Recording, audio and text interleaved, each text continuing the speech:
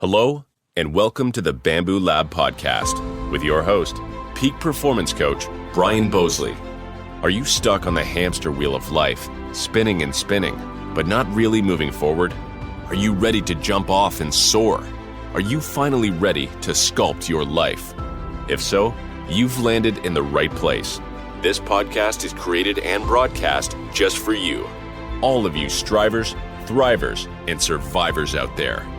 If you'd like to learn more about Brian and the Bamboo Lab, feel free to reach out to explore your true peak level at www.bamboolab3.com. Welcome, everyone, to this week's episode of the Bamboo Lab podcast. I am your host, Brian Bosley.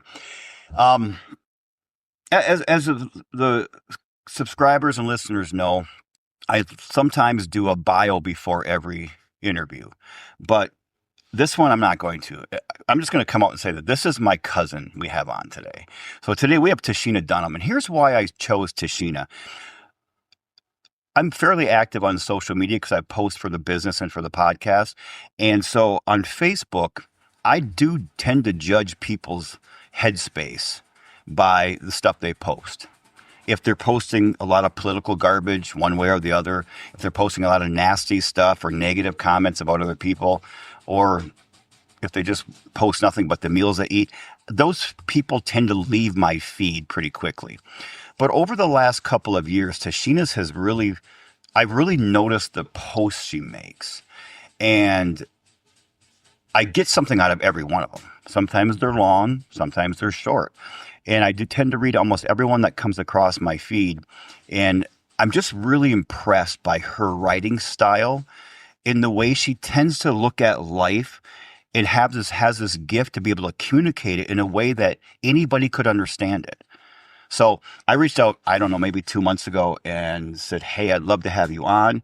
And she was gracious enough to do so. So without further ado, my lovely cousin, Tashina, welcome to the Bamboo Lab podcast. Wow. Well, thank you so much for having me. I'm excited that, my journey, as hard as it was, I mean, a lot of people have hard journeys. I'm glad that, I had to go through it to grow through it in order to, help others. And I feel like ever since I was little, it was like something that I was destined to do. And I didn't know that I would have to go through a lot of stuff, but I feel like it has made me so much more empathetic to so many more people. So I am so excited to be on here.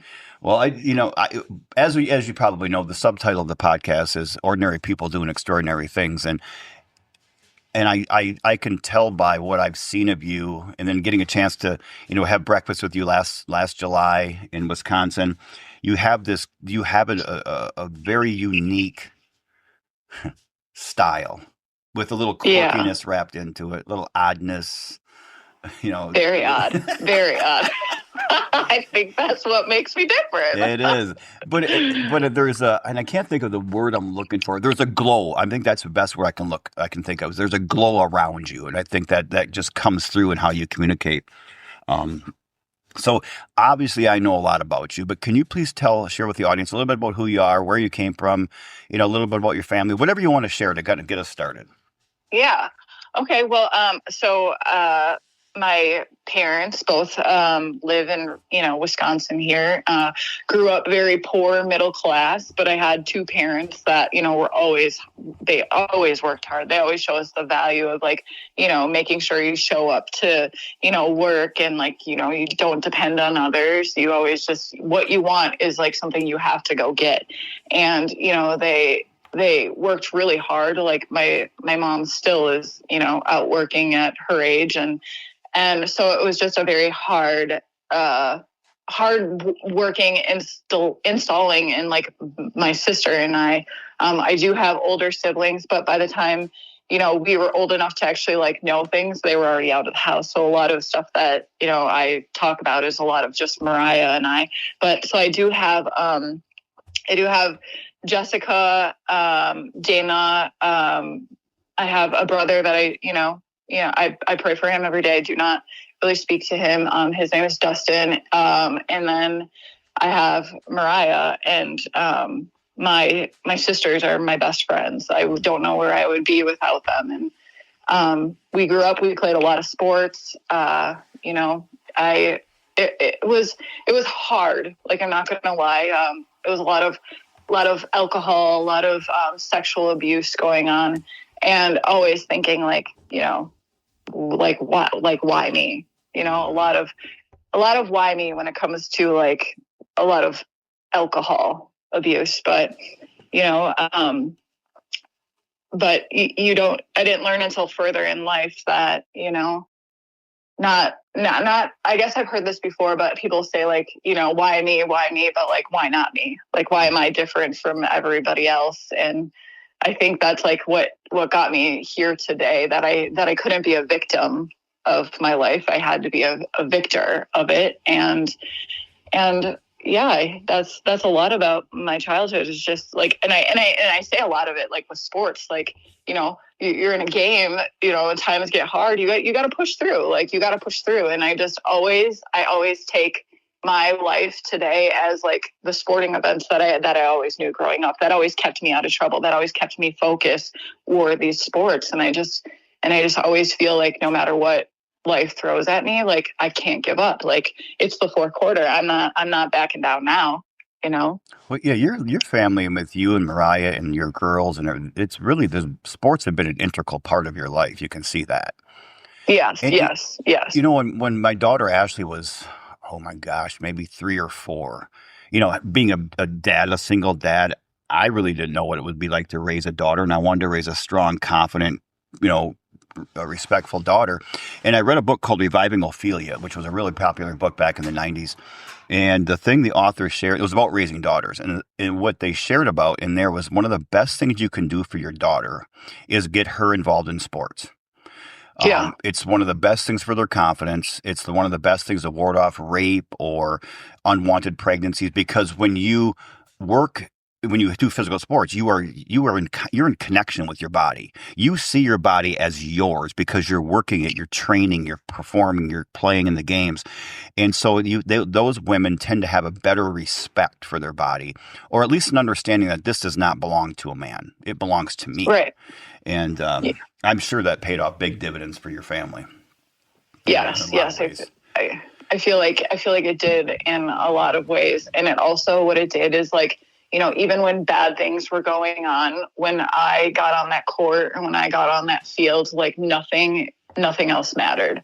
And I was able to like release any of like the outside world and just focus on my teammates and focus on the game. And I just feel like it took me to a whole different place mentally that would then be able to get me through my life today, you know, with the hardships that, you know, ended up coming along further that I didn't think that I was prepared for, but I didn't know that the building blocks were already set in place as a young girl to, you know, adolescence to now, you know, and yes, sports 100% like completely helps me through that of, you know, locking in, and it is complete. Like, I look at it and it's like, I don't tell my children like, you know, yes, you have to play sports. But I think it was just like, it was kind of installed in them, like watching my sister, you know, we used to take Ellie when she was a baby to her games, you know, when Mariah was like either playing or she was coaching. And I think it just like instilled in them, the younger girls, and my son watched my daughter, you know, play it. And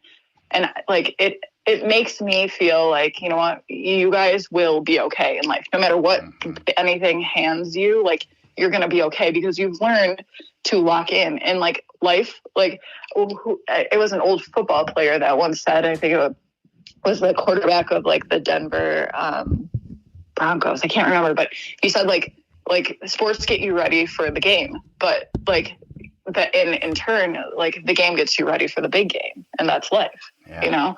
And I agree with it. And it doesn't have to be sports. It can be like anything. If you're into drawing and that drawing gets you zoned into what you're doing, like anything that can zone you into something and make you focused, I think gets you ready for the big game of life. Yeah, I think that, you know, the one thing about sports and anything, but sports is just much easier. It's much more visual for us to see it, but it's no different than if you're starting a construction company or starting a business or drawing or trying to write a book or even just being a parent, that you're going to face a shit ton of resistance in life constantly. Resistance is always pounding down on us. And with sports, because you're in front of a crowd, you tend to learn, you force yourself to overcome the resistance of fatigue or wanting to give up, or so you push through it. And then when you get into real life, those resistances, they're still coming, but now you have this fortitude that's already been implanted inside your brainstem and these habits that will help you to get through over those resistances. And I think I know for me, if it wasn't for rugby in college, there's no way. I don't know where I don't know what I'd be. I might be in jail or in the morgue by now. It really, Right. it just gives you, that was the first time for me I ever thought that I was good at something. And so Yeah. that from there I could build on that, and so I love it. So growing up, or even today, who would you say has been a big inspiration for you? Well, like I always thought when I was younger, if you would have asked me when I was like, a middle school student, I would have been like right away, like an athlete, and my love for Larry Bird, I don't even think it was ever like normal, like in whatever girl, like young teenage girl, Mariah would tell you different. It would be Michael Jordan, Kobe Bryant, and here I am, like the big, tall, white guy, Larry Bird, like I loved his, like he didn't quit. And I mean, he just, in like his quote of like, you don't give up until the final buzzer has always like stuck with me through life. Like I will like take that quote with me until like the final buzzer comes for me. And that would have been who I would have picked. And, as I got older, that has totally changed. Like I look at my parents, we can all look at our parents and be like, oh, they failed here, they failed there. But my parents were hard workers, and like they are like what I look to for like to be a hard worker in this world. But when I go past that, like I think of my aunts, like my aunt Linda. She was my best friend growing up. Like, I mean, I was with her all the time. She taught me like the art of being outside and not wearing shoes and getting your hands dirty in the dirt and growing things and watching, what they look like once summer came, all these beautiful flowers in her yard. And, she would just take me places. And it was like, I would show up there, and like the way she would look at me was like pure love. Like I felt like such a love that we had for each other. And to this day I can see her, and it's like I love that lady so much, and same thing with my Aunt Debbie. She was nothing but like she was your secret keeper. You could go there, tell her anything, and she wasn't going to tell a soul on you. And like you need that person in your life. And my Aunt Brenda, she was the coolest, like when you think of a Native American lady of brown flowing hair and hippie vibes in her house and so many plants all over and the smell of patchouli, just going. I mean, she was the epitome of cool to me. Like I loved her. Like I loved everything about her. And then I go right to my sisters. They are like, I look at each of them and each of the things that have happened in their life and how they overcome it. And I can't thank God enough that that's who he sent to me was my sisters. And those are the people that I look up to. It's not a person that I've never met. I mean, Larry Bird, yes, I will always love you. Call me if you're listening to this. But I'm so happy. And my dad's side of the family, like we didn't get to see them a lot, but the calmness that they had was like something that every time we would go there for, a holiday, like all of them were always just so calm. And I never understood it until I got older, that a lot of them had religion, that was like installed in them. And I feel like they were so excited to see you, and they made every second count. And those are my heroes. Those are my pillars of strength today. And a lot of them are gone, but that's why I live today to keep their legacy going. See, I think that's one of the first times I've heard that. I hear a lot of mom and dad, obviously, or my mom or my dad are our heroes or my inspirations. And then somebody that's maybe an old teacher, coach, some athlete, or like you said with Larry Bird. You don't often see somebody list out like 7, 8 people from their immediate family. And you guys are very blessed because you all live within pretty close proximity, other than Mariah. But but you guys all live and you can see each other on a more regular basis. So I think that's a good message for the audience out there. Is sometimes we can look in our inner circle and find the person that inspires us. Because if Michael Jordan is my hero, great. I can learn a lot about Michael Jordan. I can model some things off of him. But if one of my heroes and role models and points of inspiration are literally 3 miles away or a phone call away, and I can recognize that, then I can go to them and be conscious about my learnings, what I want to learn from them and absorb from them. So, and also the other side of that is think about how many people that you're close to out there, that physically close to, that you are an actual role model for, and you're an inspiration for. Wear that title, man. It's a lot of responsibility. I know. And I think like when we idolize people that we really, don't know, like, athletes and all that, we don't know them. Like, I know the people in my inner circle. Like, I know the people that I talk to every day, and they don't fake who they are. They're wide open with who they are. And I appreciate that so much more in this life, that, when the camera's shut off or the game is over, I don't know who those people are. Right. But when it shuts off for the people I'm with, I know that who they are when you meet them is exactly who they are behind closed doors. Yeah, that's powerful. By the way, Larry Bird's first cousin lives in St. Ignace, Oh gosh, I need to go knock on that door. He's my brother David's. They've been friends since they were like grade school, maybe kindergarten. Stevie Bird. I did not know that. Yeah, Stevie Bird. Looks just like Larry Bird, but he's not as tall. Oh gosh, love him. Yeah, he was an asshole on the court. Yeah, and people. Yeah, and so was I. I copied everything. Like I always so people talk to me today, and they're like, "Well, how were you as an athlete?" I was like, "Man, I would like to go back and ask people, because I think I was an asshole also, and I learned that from him." But it was like I was an asshole, but the minute the game was over, I'm over there shaking your hand, and I'm not being a disrespectful person. But when I'm there, man, I'm giving that coach, I had great coaches, growing up. I had, Coach Kubi. He was amazing to me. Coach Kranz. I had Coach Hoffman. I had coaches that were, that would look at us and be like, those people over there, they think they can beat you. And they would, and I don't know, a lot of times if they were telling us the truth or if it was just a mental thing, but they had so much faith in us. All of the coaches I ever had so much faith in me as a person, that there's no, when people have put that faith in you, I don't think there's no stopping how hard I will work for you. And I think that's with every, I worked in a school, and it was if, a kid doesn't have his parents that have, but if you plug in and you show up to his games, or you show up to things that matter, they're going to work extra hard for you. Yeah, 100%. All right. This is the $1 million question that you answer it the way you want, my cousin. Okay. What would you see as one of the, no, I'm skipping that one for now. What has been one of the most difficult things you've gone through in life? And then how did you get through it? Well, first, I would have to say my divorce, my divorce, it was starting, where I was taking a family unit, and I had done at that point of wanting the divorce. I did so much soul searching for myself. And because, a lot of times people tell you self work or doing things on your own is so selfish, but if you are not good in your own mind, you are not good for anybody. Amen. And I had to put aside the feelings of my ex-husband, and I had to think is this good for me?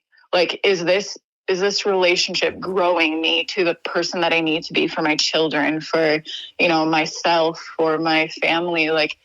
And I remember one day just sitting there and just being I'm not growing. I'm not growing in this environment. I'm not, I'm not, everything my aunt taught me about gardening, I'm not doing in my life. Mm-hmm. And if I'm not doing that in my life, I'm not helping my ex-husband grow as a person. I'm not helping my children grow as a person. And the worst heartbreak that I had was telling him that, I had to leave. I had to leave for myself. I had to leave for my kids. And that was the hardest thing ever, was, having to tell him that and having to tell my kids that. And, nothing was ever perfect, because I feel like it takes two people for things to fail. And we both failed But in the same breath, I feel like I released him and I released myself from, him and everything so that he can grow and he is allowed to find the love that he deserves. And we don't always get along. Sometimes we try to most of the time for our kids, but I do nothing but pray that he finds exactly what he needs in this life, because no matter what happens, we both have 4 children together.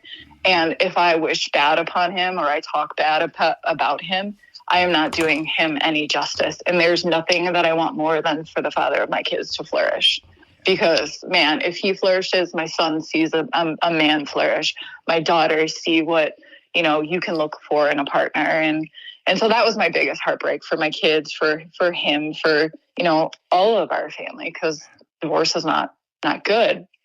And then left and built my life up on my own, got my, my own house, got my own stuff. And I fell in love with a man, and everybody on the outside always looked at him and oh my gosh, that was so quick. How could you have done that? But the thing that is so different in my case is the man that knocked on my door and asked for a date was also in a 4-year battle with, terminal colon cancer. And when you have somebody that comes knocking on your door and it's like, hey, I know I'm sick. I know I got 5 years that the doctor's given me and I'm on 4, but would you go out with me? If I didn't say yes at that point, I would have lived with regrets. And I promised myself the day that I was praying about, what do I do out of my marriage, that I would never live with regrets. And I said yes. And I think it was the biggest healing, the start of my healing journey that I have ever done. I said yes to somebody that loved a little girl in me that was lost when the sexual abuse started when I was younger. I fell in love with somebody that taught me strength.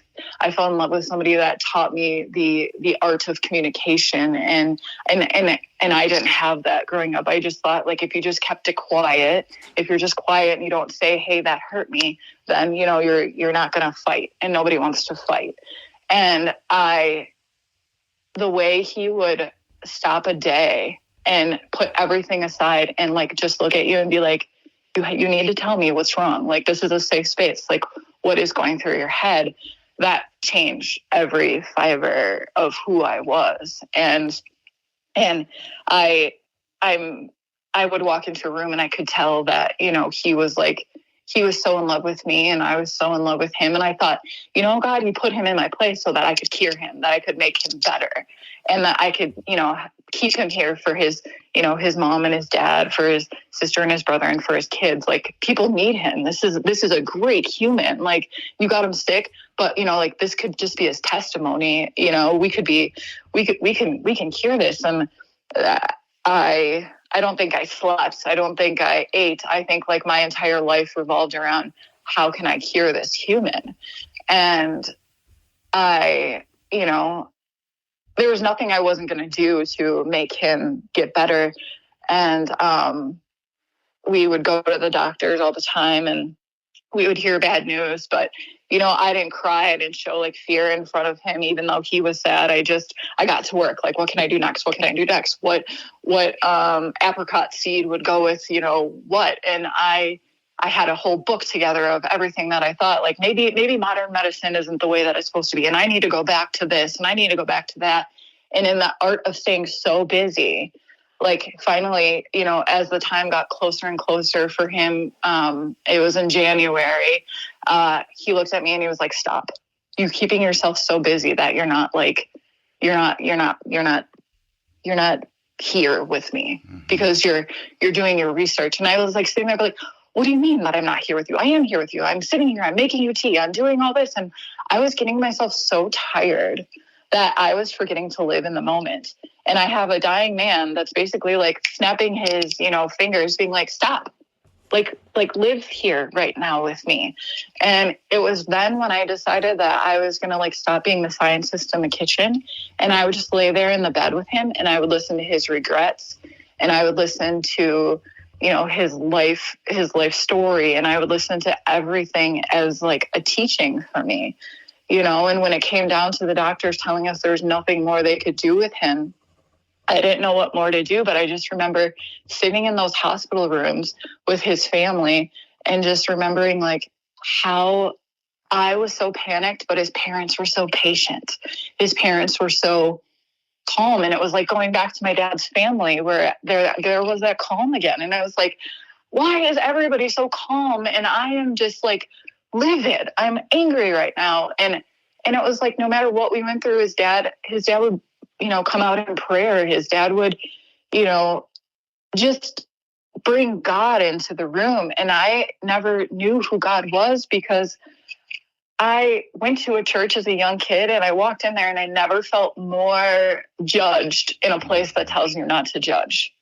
I never felt so much more like, man, I was sexually abused as a child, like, and they tell you that, if you have sex before marriage, you're going to hell. So I'm already bad. I'm already going to go to hell. I felt like there were so many things pointing fingers in your face that I shunned it. I didn't want it to be a part of my life. I didn't want anything to do with it because I am not what these people need in their church.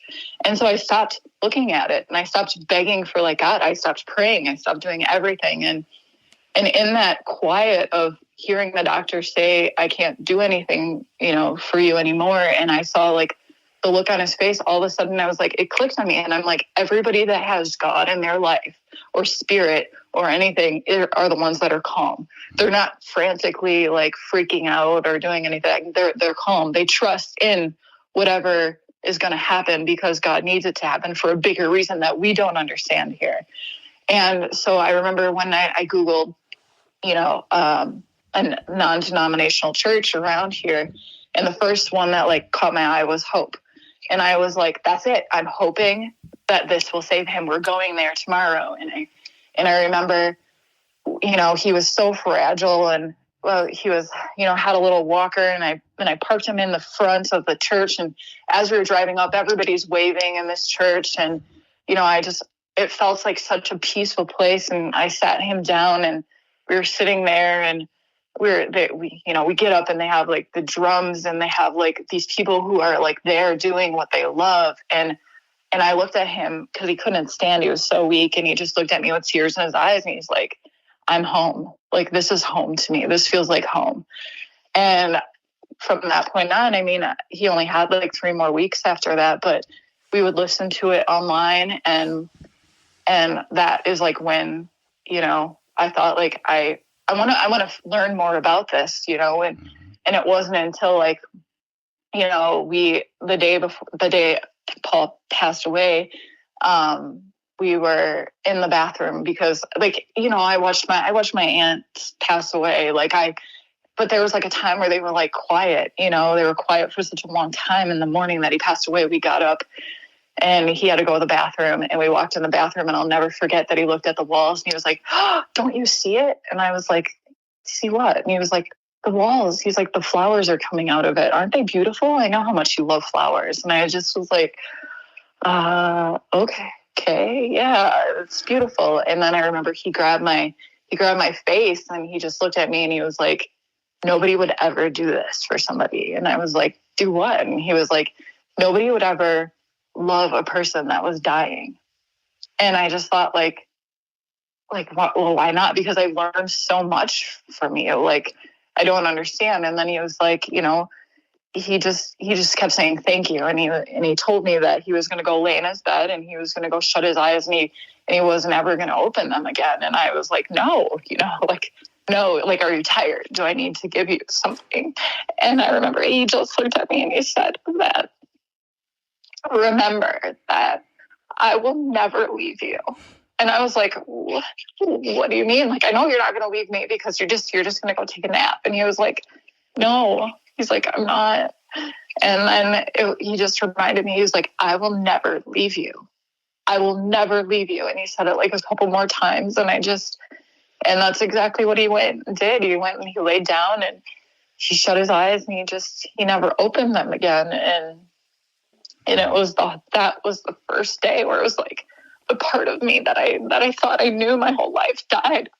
died that day. And I was like, people, the funeral happens and there's people there and you're so busy. And those days are filled with so much going on that you don't really have the time to think about anything. But then the funeral gets over and people go back home and you sit there. And like, I remember laying on my bathroom floor one day and I remember just being like, I was there, like I was at the lowest of the low. And I just thought, like, I failed so many people. I failed him. I failed his kids. I failed his parents. I failed his siblings. And he should be here. Like, what did I do wrong? And I remember just being like, I don't want to be here anymore. Mm-hmm. I finally found a love that I've been craving. I didn't know I needed my whole life for the little girl in me that gave up on herself.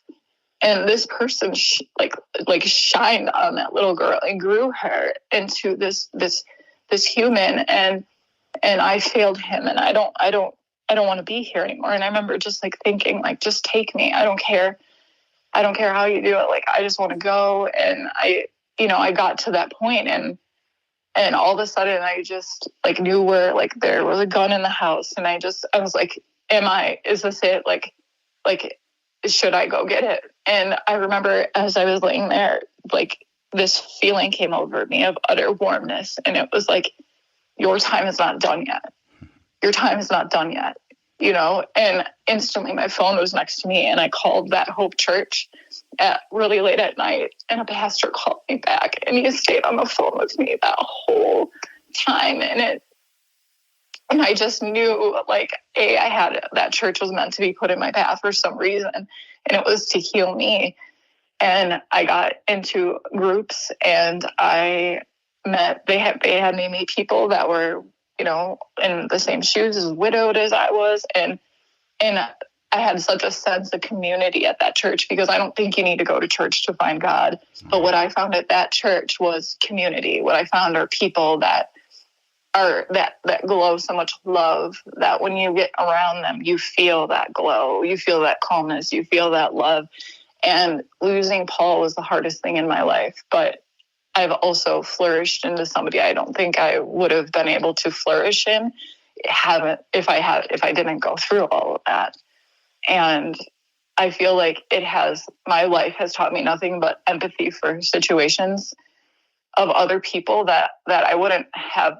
I don't think any of us understand until you go through it. And I would do this life all over again, knowing where I would be today. And that's the hardest thing that I ever had to go through. Up until this last 15 minutes, I have felt bad for you for what you went through, and I felt bad for Paul, even though I never got a chance to meet him. I've definitely followed his journey on Facebook. I trust me, I'm not saying I'm glad you went through that. I wish that tragedy, you wouldn't have had to go through that, both of you. But instead of feeling bad for you after what you just shared, I envy you. Because it's so rare that people, number one, find that depth of love that's not based on some external forces or factors, or it was based on a reality. You guys were facing reality of life and death and mortality at the minute you started dating him. I mean, that's a really rare thing. So to be able to feel that love that you both experienced, I think is a blessing. But the other blessing is, what a gift. You probably gave Paul the greatest year of his life, or the several months of his life, a year or so. And what a way to go out and leave this part of our journey and go to the next. But also what he gave to you. I know he gave me so much. That's such a blessing. It is because now, before, when you think like you loved people, and I thought I loved people, but loving doesn't mean showering anybody with gifts. Love doesn't mean, that you have to like take them on vacation. Love means that you listen to them. Love means that you respect them. Love means that together you two can go through anything. And that's, relationships with, your significant others. That's relationships with your sisters or your brothers or, anything in life. Like, like be there, be in the moment of it can be dinner that you're cooking, but be present in that moment, because I feel like society now has us constantly on our phones and, you know, like, and all of that stuff. But the most I've learned was from actually when he like looked at me and was like, be in the moment, like, stop trying to find a cure for me. I'm okay. Like, I'm mad that this is what I'm facing. I'm mad that I have to leave you because I'm so happy. But like right now, I'm okay. So stop worrying about that. And I think that that's just it. Like, so many of us are focused on, oh gosh, well, okay, I need to go to college. And then like 5 years down the line, then this will happen. And then this will happen. Like, don't worry about that. Don't worry about that. Worry about today, like getting through today. And I feel like that's what Paul like taught me, was just be utter, like how we keep ourselves so busy, and we don't need to be busy. We need to focus on the blessings that God puts in front of us today, because he's in charge of our future. No matter what we do in this life, he has our past laid out. So I've learned, why don't I just trust in him rather than my own human ability that's not going to get me far. Well, what is this saying that when we make plans, God laughs? Yeah. Yeah. Because that's so true. It is. And I feel like from Paul and his family, because his dad, you know, was a pastor, his mom was a pastor's wife. She taught, you know, at the Sunday schools. And what I've learned from them is that, like, you know, of course their son is gone. You know, I couldn't imagine, I have my children here, I couldn't imagine losing my son. Right. But they cling on to the hope of what he promises us, that this is not goodbye. This is not the end, you know, and I know it's not the end, you know, I know that. And so how can, you know, of course you grieve and you go through, you know, the process of that, because, you know, February 26th will be, you know, 3 years that he's been gone. And I mean, it's always going to be hard, but I know that I am not living life for everybody here. I'm not living life to, you know, yes, I love to like put my story out on Facebook, but I'm not living my life for the likes. I'm living my life for what comes next. And God tells us 100% to love people, to, you know, forgive and love, and like, you know, don't want anything bad to happen to people, because like that's for him to figure out. And once I realized that I am not in control of this life, I'm in control of my actions that I do. I'm in control of everything else, but I am not in control of the future. Like, people think you're in control, but you're really not. And the more that I'm just like, God, what you want to use me for today, I'm ready. You know, what you want me to, and every day I just wake up and that's what I tell him. Like, whatever you have in store for me today, I'm ready, because I know, because, you know, that day laying in that bathroom was the first time, because I think that I kept myself so busy. I had 4 kids. I was running around, you know, like working. And I think that with the lesson of Paul and the lesson of God coming to me at my darkest hour, that I need to stop being so busy. Like, I need to, and we all have to work, but there's not like there's 10 minutes in each day that you can stop and, you know, like just ground yourself outside in the ground and, you know, immerse yourself. You don't have to go to church. Like, no, all these years people say like, oh, well, you need to be in church on Sunday. You do not. God is within all of us. He's in each and every single one of us. But the way that we shine through God is how we live. You know, I go to church because I like to be surrounded by like-minded people that love God and like put God first, and they have a light to them, and that light that I'm attracted to, and that's why I go to Hope Church, and I'm so thankful for that, and I feel like that's why I live the way that I live right now, because I have full trust that he, at one point when my time comes and I'm sitting out there,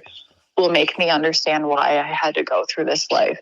But for now, I'm trusting in something that I've never seen, but I have to trust in it, because I mean, at the darkest time in my life, when, you know, I didn't want to be here anymore, and, you know, like evil was telling me like, just go, like, you're right, people will be better without you.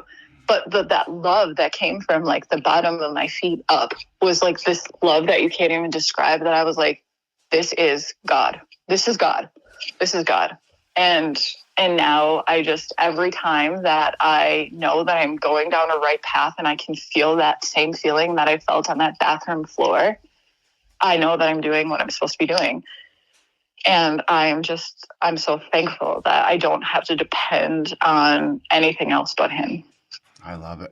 The thing that came to mind as you were talking is, of all the gifts Paul gave you, and you gave him, obviously, during that time frame together, it seems like the biggest one is he expanded your capacity to love. Yes, 100%. Not even just how you loved him, but also how you can love other people. And you really can't fathom a better gift than that. No, you really can't. No. I mean, I think if anybody could have $1 billion or expand my capacity to love, some people are going to take the $1 billion, but the people who choose the increase of capacity to love are going to be much better off down the road. And, yes. And it's not even that though, Tashina. It's almost like it's you're feeling better because you're loving things more. You're being more present. You're more aware of the role models and the people who love you and are surround you. But then that has that triple effect on all those people. It's that butterfly effect. Yes, because I think we go through life trying to change people. I mean, right now we're in the most craziest political climate in my lifetime. Mm-hmm. And I have learned through this, like, we can sit and argue with people all we want to, like, listen to me or, listen to me. That is not going to change anything. What's going to change everything is how the way that you live. I've learned what I had to learn, that as much as I wanted to feed Paul the right stuff, as much as I wanted to give him the right vitamins, as much as I wanted to do anything to change him, we are not in control of anybody else's journeys in this world. We can be helpers on their journeys. We can like sit and listen to them, but we are not going to, there's nothing that we can do to change anything for anybody. And so what I've learned is that just because I don't agree with somebody doesn't mean I need to go out there and argue with them or not talk to them or, whatever. I can meet them where they're at with grace. I can step away and then I can pray for them. Mm-hmm. And whatever happens in their journeys after that, like, is exactly what it's supposed to be. But if I'm living my life the way that, God needs me to live with it every day, it could be a light, just like Hope Church and all of these other people that go there that I've made connections with. Just like they were for me, a light, I could be that for somebody else. And if you can change a girl like me, that when the moment I walked into church, I felt like I was going to combust into fire and I was mad at God and I thought God was a mean thing, it can change anybody. Love can change anybody. Yeah, a lot of religions and churches have definitely given God a bad name over the years. Yeah. Do I fear God? Yes, I fear him just like you do when you make your parent angry. But it's not, I know he's never going to stop loving me. Right. But I have to clean out my act. That's the joy about being a parent, is because then you can understand God more, you know? And I mean, even if you're a parent of an animal and your animal makes you mad, whatever you do, whatever you're taking care of, you learn the love that God has for you. We're not going to be perfect. We're never going to be perfect.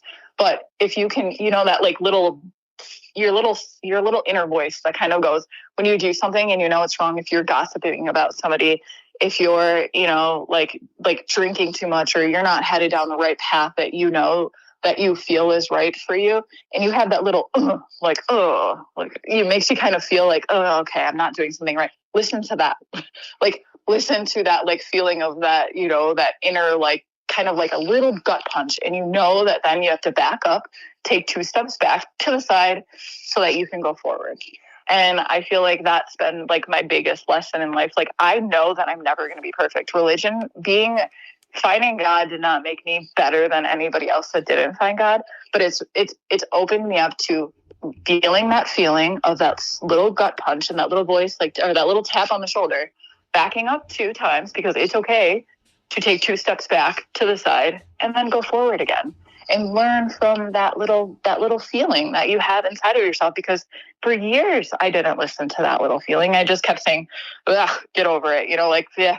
I pushed it aside. I brushed it aside. That little feeling to me is God telling me no, that's not what I want you to be doing right now. And we all have it. We're all capable of listening to it. Yeah.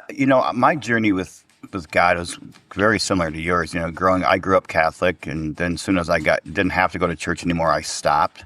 And then for years I was atheist.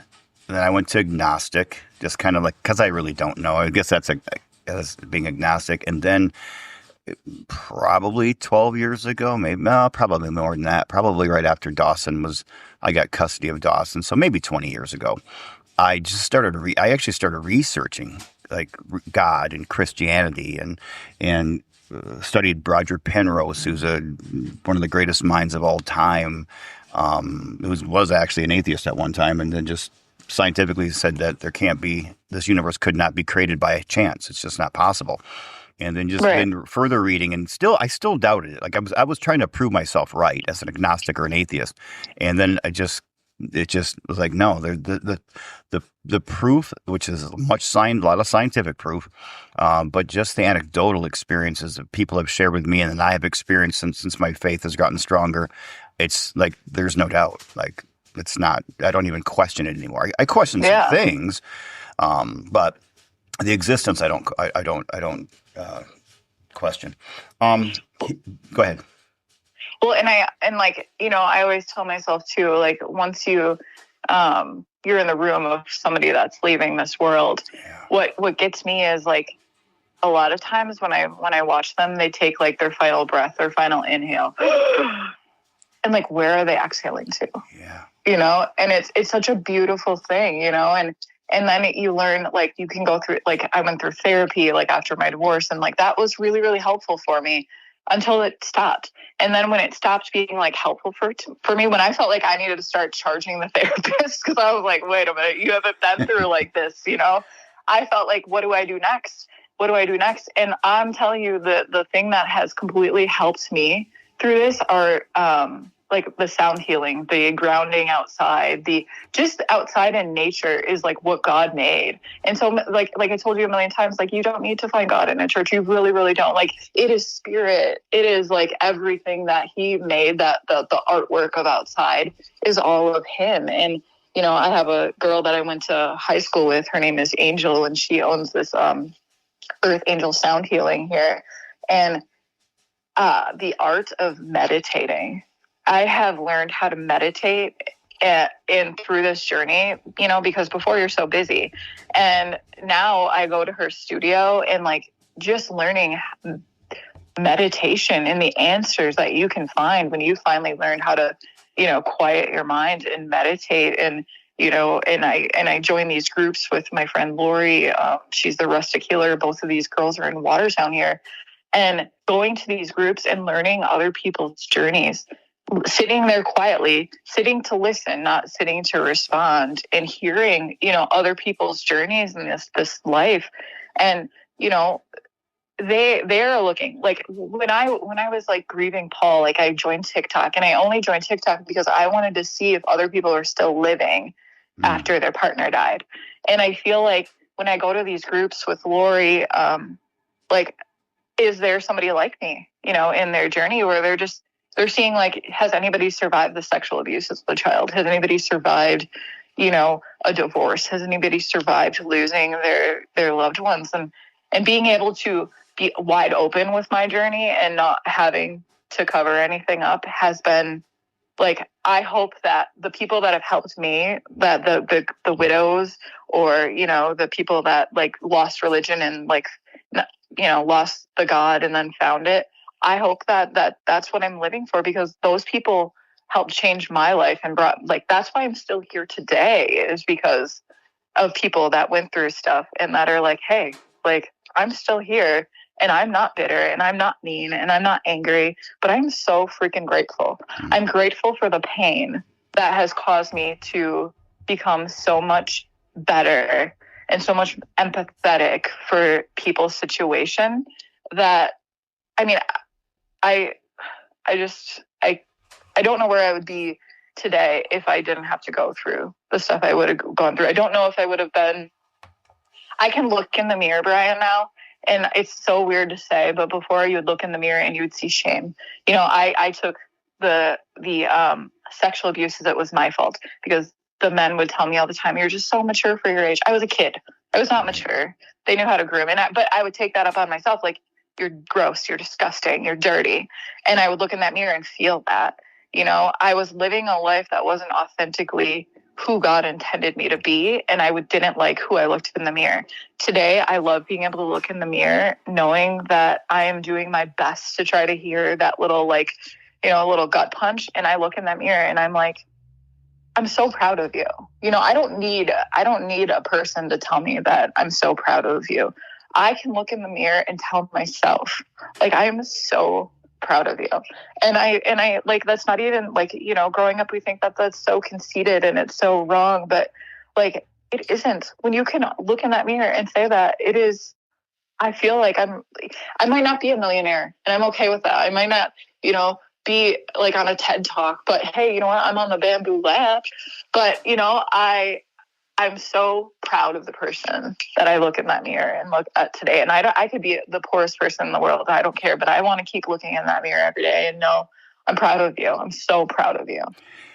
You have just nailed it on the head. One of the things I've always thought, especially when I'm working with coaching leaders or talking with them, and they ask me what my definition of leadership is. And I always say it's to help increase the sense of self-worth of the people around you.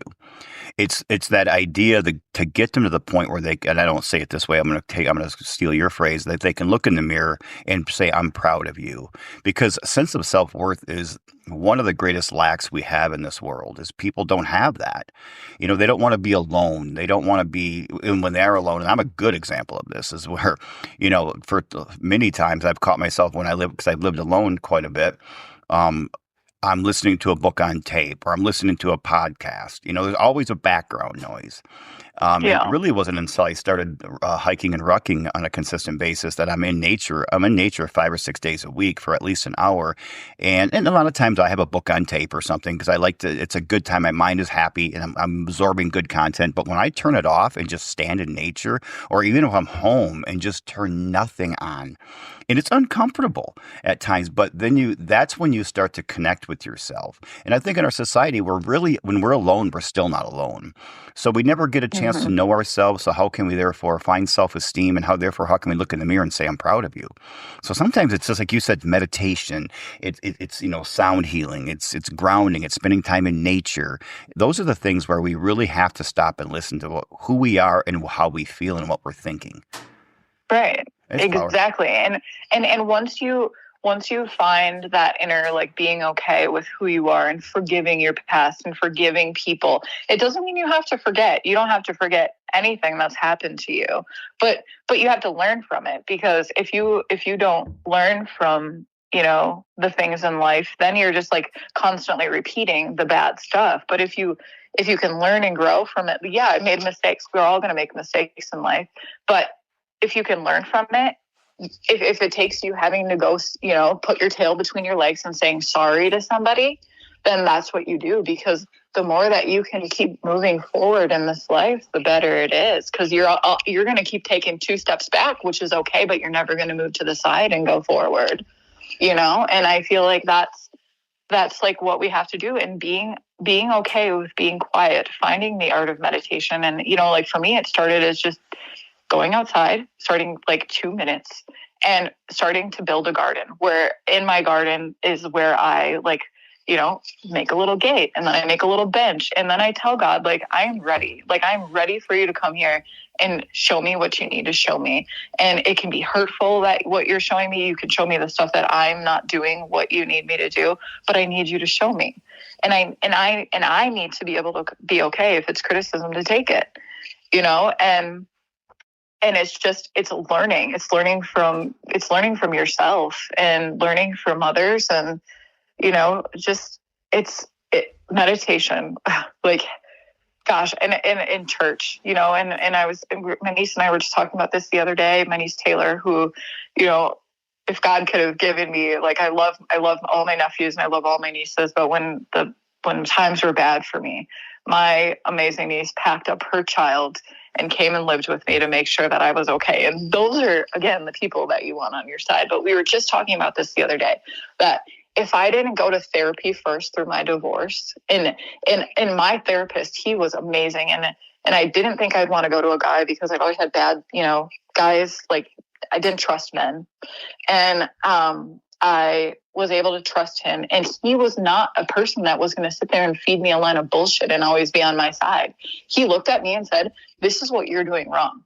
Like, you're feeling sorry for yourself. And it was so good to have somebody for me, and again, I take it back to sports because your coach isn't going to lie to you if you're not doing a good job. And he looked at me and he gave me my faults. He told me, like, this is what's wrong. This is what you need to do.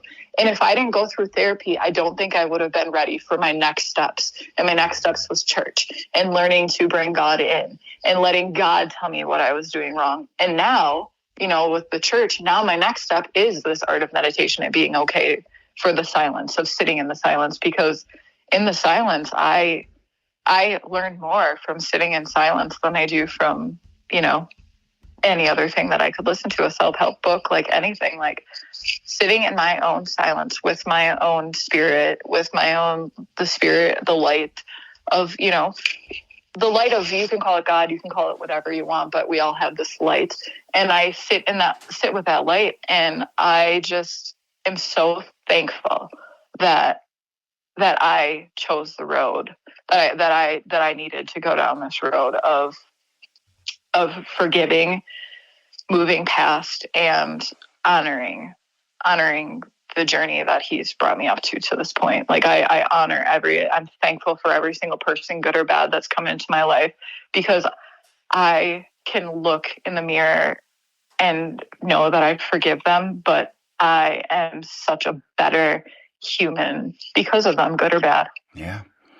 Well, and I think when we go through traumatic experiences like that, we never come out the same. We either come out stronger or weaker, better or worse, and it depends on how you handle it, which really kind of, I'd love to ask you this question, because this is actually my favorite question to ask, and that is, if I were to come over to Wisconsin today with my time machine, and you and I were to go back, and maybe go back to that moment when you were a young girl being preyed upon sexually, but what would you, if you could sit down and talk to your younger self, what would you say? I would always think what I would say, but I don't think I would say anything. I would hug her. I would hug her, and I would like that kind of hug that somebody gives you that makes you feel like everything is going to be okay. That kind of hug that only like a person that knows your soul can hug you like. And I would just hug her, and I would tell her that I love her. I think that's exactly what I would tell her. I would hug her and say, I love you, and you are worthy. Wow. Yeah. And yeah. Simple and sweet. That's all I need, because the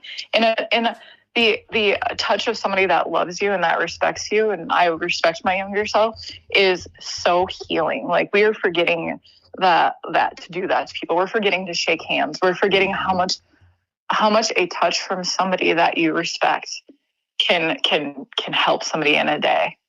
A simple tap on a shoulder, just touch is a huge thing. And I feel like that's what that little girl really needed, is somebody to hug her. When you think about that, you think about how much children are hugged. Like my grandkids, my kids, even me, when I was a kid, we're hugged so often. And then when we get to be adults, I think you need like 6 hugs a day or something, or 4, or some number to maintain good mental health. I mean, I don't know. I don't get maybe on average a hug a day, and that's because I see my kids or my grandkids, but they're not. It's not a consistent thing every day. So correlating that though, when you look at, and I don't know these numbers, I forget, but it's something like the average adult smiles or laughs like 8 to 10 times a day, where the average child smiles or laughs 300 and some times a day, and there's got to be a correlation there.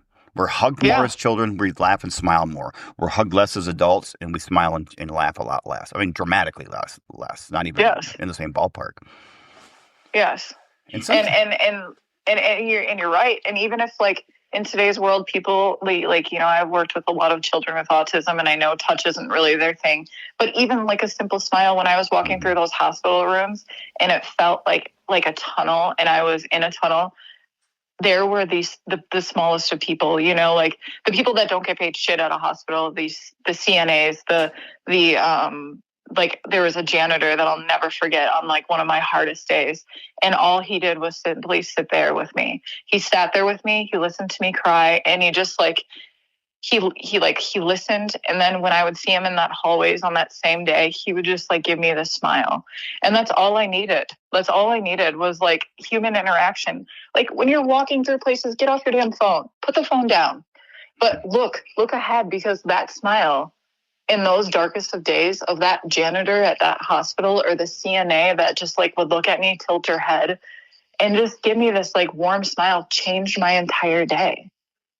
You know, and that's all we got to do. Like, we need to stop with the distractions. And like Paul always made me live in the moment, live in the moment. You're passing somebody, put your phone down and live in the moment, smile at them, because you don't know what they're going through.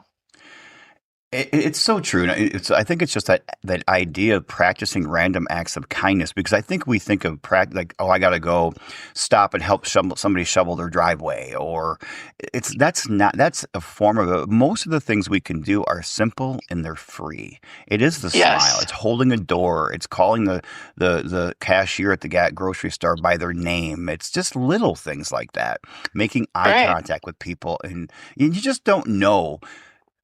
You really just don't ever know what they're going through. And I know I've asked, I've been working really hard, because I kind of, for many, many years, would just walk through life, and I could go to a store, I could go to a mall and come back and say, I didn't see one person, even though the mall was packed, or wherever I was just singularly focused. And now, being in the last probably 8 to 10 years practicing just being conscious of the little acts of kindness. And you know, and I've had experiences in the last 4 or 5 months where I've asked, somebody's kind of, you go to a Meijer or a Walmart, and the cashier is kind of rude, and they're not making eye contact. And before, I would just close my mouth and just get out of there. And now I say, how's your day going? And usually you get a small answer. It's going okay. I'll get off in an hour, or I just got here, but every once in a while, somebody say, not real well. And if you just say, well, is there anything that you want to share? And not often, but on a rare occasion, somebody will just, this is what I experience. I'm going through the holidays alone right now, or something, they'll talk about that. And you can have a little conversation and just brighten their day and say at the end, God bless you, or I hope things go well. I'll be thinking of you, praying for you, and so you're worthy, or something like that. It's just amazing, the little things that can make a big difference.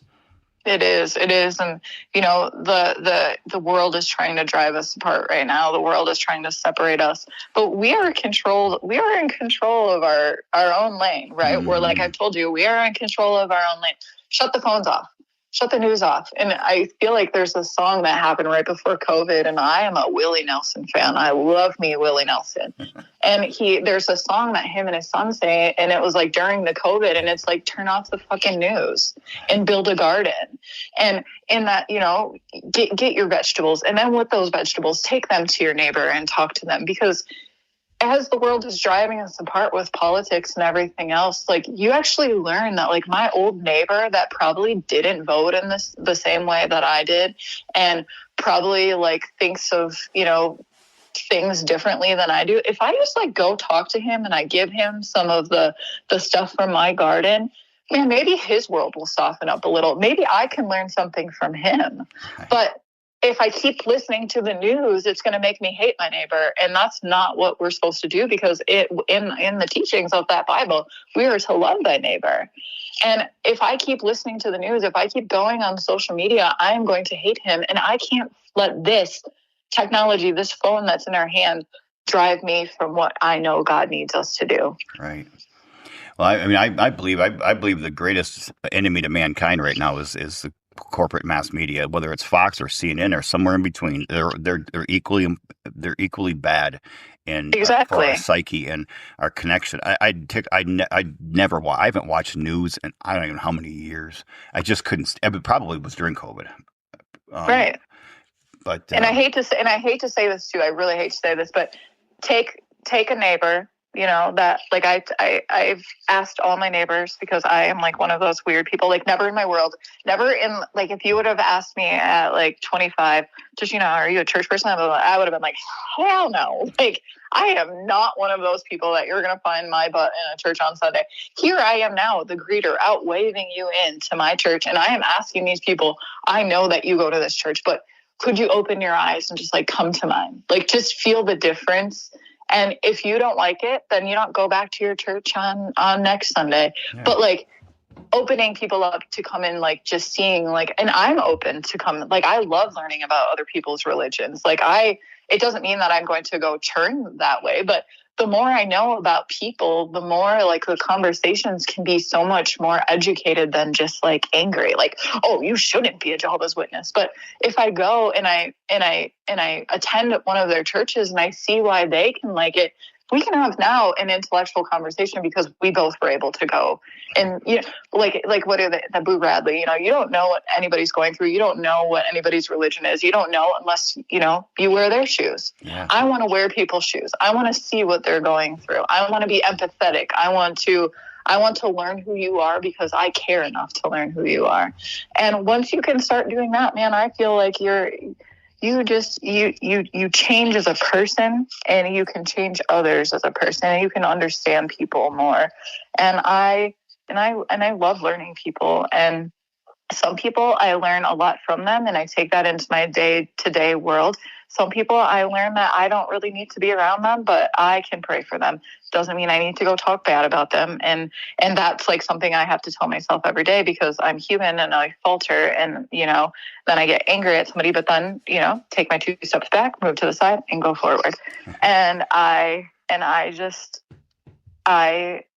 pray for people that are hurting. I pray for people that are angry and they're bitter because they haven't like got that voice yet that's been loud. They didn't go through anything yet that put that voice loud. You know, we sadly lost, like, you know, my cousin to suicide not that long ago, and it's like, you know, you just wonder, like, you know, did you speak up? And then, you know, you tell people I lost my cousin to suicide, and right away they're like, oh, well, they're going to hell. And I was like, I don't think so, because I was there. I was him. And, you know, it just, we both ended differently, but I can empathize where he was because I was there. Mm-hmm. And in me getting to that point, I can now empathize with people. And when people like say things about people that go out that way, have you been there? You know? And I think that that's what I am, as sad and as hard as this life has been at times. I'm grateful because, like, I can't judge that person because I was there, so I know. Right. And I pray that, you know, I don't want people to go through like shit, because it sucks and it's hard. And it, you know, I'm 39 years old, and I feel like, you know, 3 years ago is when I'm finally like learning this life. And it took, you know, hurting people, and it took, you know, pain. But in the meantime, like, I feel light, and I feel like you can come to my house and I will love you and I will forgive you. It doesn't mean that I'm going to have you over all the time, but I will forgive you because I have to. And it doesn't mean I have to forget, but I have to forgive you, and I have to pray for you. And if we come into a room and you like my vibe clashes with yours, I'm leaving. I'm not going to make a scene. I'm not going to be a bully, but I'm going to leave there praying for you. Because in the end, I want nothing but love for everybody. Because once you get the kind of love that changed my life with Paul, once you, and it wasn't just, you know, like being a mother, like having Ellie for the first time, having my son and my twins changed me in a way. Like it helped me in a way of learning, like, there are these people that were given to me by God that I get to just love, and that will, you know, that I am so thankful that I have my 4 kids. They have changed my life in ways that is just, being a parent is just, it's such a blessing. But loving a partner and is also a different kind of love. I don't love all my children in the same way. I love them for each thing that, you know, that we bring to each other's lives. And loving Paul is also different in a way that brought something to my life that has forever made me grateful. The way that Paul lived his life and the way that he died has completely changed me. And it was such an honor to meet Paul. It was such an honor to live with Paul. And it was an honor to watch Paul go into the next phase of whatever happens, you know, heaven or, his journeys, I am forever changed. And if you can't be in a relationship with anybody that doesn't make you feel like you're blessed, whether it's good or bad, you're never going to learn from it. You're never going to grow from it. Well, the gift you guys gave each other, I mean, after an hour or so of talking to you, it's so much more obvious to me. I could tell you guys deeply loved each other. There was no doubt that just shined through. But just hearing the story is just it's a complete different level than I expected. And I want to thank you for that, and thank Paul. And I want to honor Paul by dedicating this podcast to the life he lived here on earth and the lessons he left with people now who he never even knew who he was until this moment. And that's beautiful. Yes. That's a beautiful thing.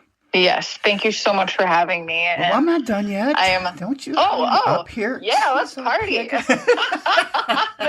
shot. Well, the question I would ask you, we have two more questions. So the next one is, right now, you're 39. Your journey has just continued to expand in life, or internally and externally. What is a win for you? When you say today, this was a success, what makes you say that was a win? What makes me, that's a good question. I think that what makes it a win for me in a day is knowing that I had got to go and go talk to somebody, and that the conversation was so beautiful, and I got to meet somebody and within this, stepping out of my comfort zone and going and talking to a stranger, whether I love talking to strangers. I love talking to people, and strangers are even more of a gift to me than people that I know, but going and talking to a random homeless person on the street, learning their story and being able to learn something from them, and then praying with them at the end is a win for me. If somebody is willing to tell me their story and open up to me because they feel that I'm a safe person, that's a win to me. Oh, that's awesome. I'm just trying to write that down. I'm trying to capture that lesson. So just bear with me just a minute. All right. This is my last question. So this is a question that kind of just catches anything I might have missed. Is there any question that I didn't ask that you wish I would have, or is there any final message you want to leave with the Bamboo Pack? Get off your phones. Get off your phones. Live in the moment. Give yourself, get up 5 minutes, get up 10 minutes earlier, sit in the quiet and be thankful for, the good and the bad, because either which way it is, it's going to be a learning lesson for you. But the more quiet you can bring into your life, the more that it will change you. And love your people, man. Love your people. Take time for the strangers, and don't let the negative of anything separate you from the good, because the good outweighs the bad by far. And if we just take time to be able to learn from each other, this world will become a beautiful place. I just got to say this to you, and I want to say this on air, not off air.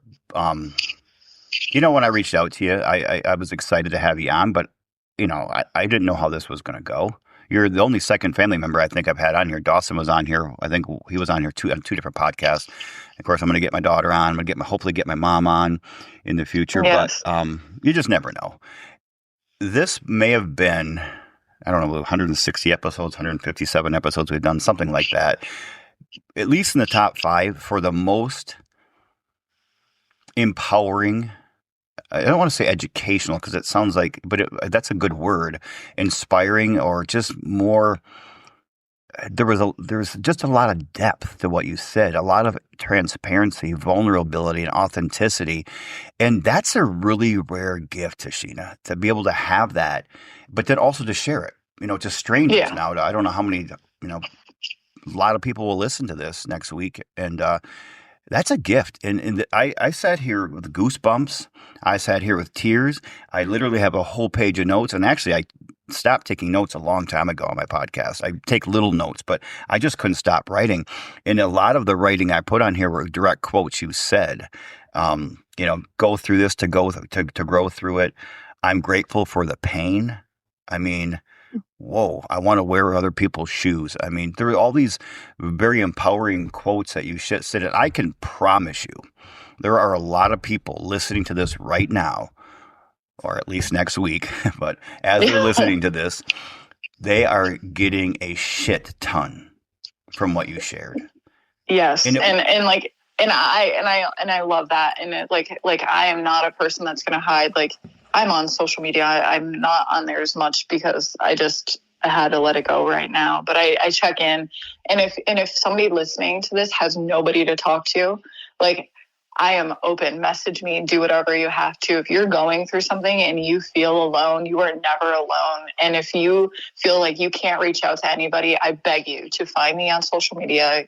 My name is Tashina Dunham. Even on there, message me and I will listen. I will pray for you. If you don't want to talk about it and you just want somebody to pray for it, bring it to me. And I know, Brian, you're the same way. Like, we're willing. Like, don't ever think you're alone in this world, because I know that, like, we will be there for people, and that's a promise. Like, people were there for me when I needed them the most. My family, my niece, my nephews, my church, my people, my soul tribes have been there. And if you don't feel like you have a soul tribe, man, reach out, because I will be part of your soul tribe.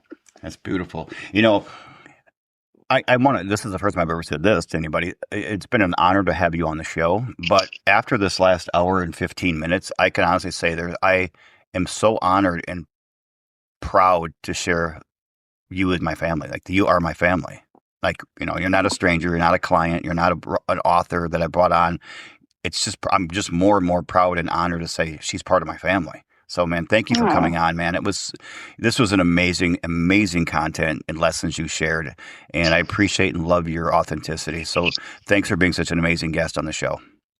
Oh, thank you. And I can't wait. Like, I'm so appreciative. I'm so glad that this is like where your journeys have brought you, and by doing this stuff, like, you're giving people hope that, you know, think that this is it, that I'm not good enough. But by having such a rainbow of people on your show lets everybody know that there is somebody that went through what you had to go through. And by you broadcasting this with me and all of the other people that you have broadcast it with, you are changing lives, and you are giving other people like me at one time that didn't think they have hope. You're giving us hope. So I'm so grateful for you. Thank you. I love you, cousin. I love you too. You stay on. Okay. Okay, everybody. I want to thank everybody for tuning in. I know this episode is going to go. It's going to go deep, and it's going to go wide and deep for a lot of you. I'm going to leave with a quote that is posted on Tashina's Facebook. It's by Maya Angelou, and she says, "Hate, it has caused a lot of problems in the world, but has not solved one yet." I'm going to leave it at that. Everybody, see you next week. In the meantime, please get out there and strive to give and be your best. Show love and respect to others and yourself. And please live intentionally and purposely. I appreciate each and every one of you.